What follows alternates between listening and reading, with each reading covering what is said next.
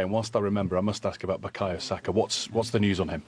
We don't know yet. So he had a little niggle in the warm-up, and he wasn't comfortable to start the game. So we have to make that change straight away with Noni.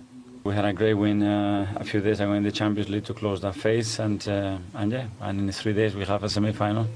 That if we win, we're in Wembley. Resilience, character, and then obviously quality. So when we had the moments to punish them, we certainly did that. And let's start with Leeds and Arsenal, which was the subject of so much of our build-up. And we built it up. I was particularly responsible, building it up, saying, look, it's a bear pit. And also the big senior players in the dressing room.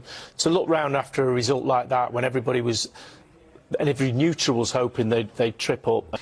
I think the fact that they had to improvise in terms of Saka not starting the game, Madueke came on, you couldn't plan for that. They adapted, they had to make that change. But you can't prepare beyond what is sensible. Things happen in games. And what I liked about Arsenal was once they were comfortable, they didn't switch off. They didn't show any of that carelessness we've seen. And then they broke on them really well. Leeds, loads of effort, but just a kind of the pattern of play that wasn't quite there. They changed it in the second half, went to a back four, and they were a little bit better second half. They put a bit more pressure on, but the quality in the end, especially the goals, was absolutely top class from. Yeah, no, today we were excellent, to be fair, in all phases of play.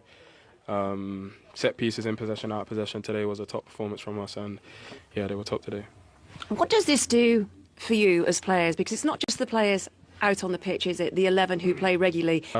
It goes without saying that all the players are ready, and when they're called upon, try and do their best for the team. Is it just about regulating? I talked about it pre-match to Declan Rice. Is it just about regulating? So, Champions League, all the cups, so it's just about staying locked in and staying in that zone that when you're called upon, you're ready to deliver. Good. Yeah, it was absolutely brilliant today, he really was. Really direct. You know, no one wants to see people get injured, but you've got plenty of backup. He just needs to glide it in, to glance it in. And from a defensive point of view, it's easier to defend if you're in the right position.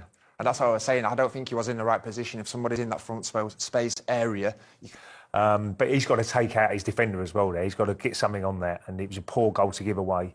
But Arsenal take it and move on. And, you know, 2-0 half-time, they're pretty happy how that first half went. But that third goal really killed the game off. Yeah, period of dominance for Leeds. Arsenal managing to get onto the score sheet through Gyökeres, who is in a two-horse race with own goals for the Arsenal Golden Boot. But it's all about the delivery, always. When that ball goes on that corner, you've got Saka if he's playing. Obviously, Madueke took over. And Declan Rice can really whip a good ball in as well from that right-hand side.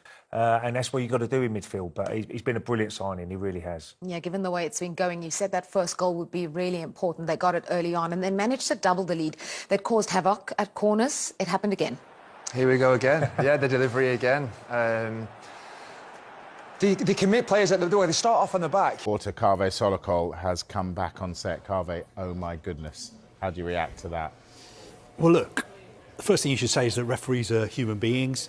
They make mistakes like everybody else. They were working there in a very highly pressurised environment, and they made a mistake, and it was a big mistake. In a dramatic twist to Arsenal's Premier League clash with Leeds United, VAR has confirmed after full time that a clear penalty was wrongly denied during the match.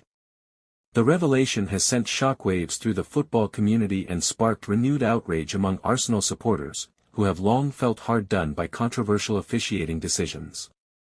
The moment in question came when Leandro Trossard was brought down inside the box by a Leeds defender, an incident that appeared a stonewall penalty to fans, pundits, and former players alike. During the game, the referee waved play on, and VAR initially supported the decision, much to the anger of Arsenal fans worldwide.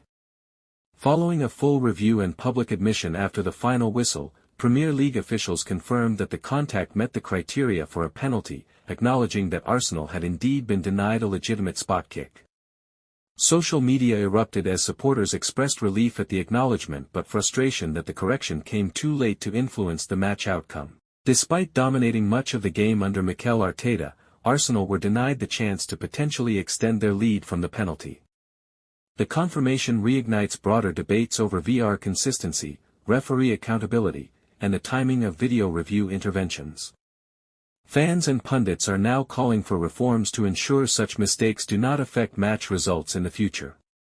For Arsenal, the admission feels like a small vindication but also a bitter reminder of the limitations of VAR.